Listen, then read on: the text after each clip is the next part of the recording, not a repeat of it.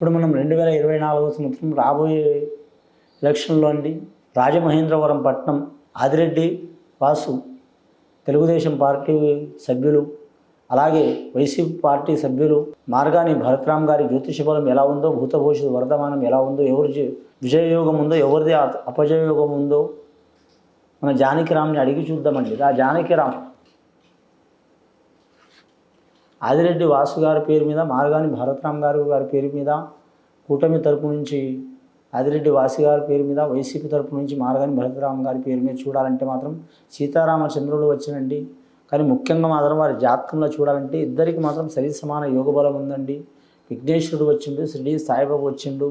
కానీ ముఖ్యంగా మాత్రం చివరి వరకు మాత్రం హోరాహోరీగా కొనసాగే అవకాశం ఉంది. జాతకంలో మాత్రం రాజమహేంద్రవరం పట్టణం కోసం వారు చాలా వరకు నియోజకవర్గం కోసం, పట్టణం కోసం, ప్రజల కోసం, అలాగే వారి తరపు అభిమానుల కోసం, వారి తరపు కార్యకర్తల కోసం, స్త్రీల కోసం, అందరి కోసం సహకారం చేసే గుణం ఇద్దరికి ఉన్నది. కానీ మాత్రం గెలిచే అవకాశం చాలా వరకు మాత్రం మార్గాని భరత్రామ్ గారి జ్యోతిష బలంలో ఉన్నదండి. కానీ మాత్రం చివరి వరకు పోరాటం కొనసాగే అవకాశం ఉంది.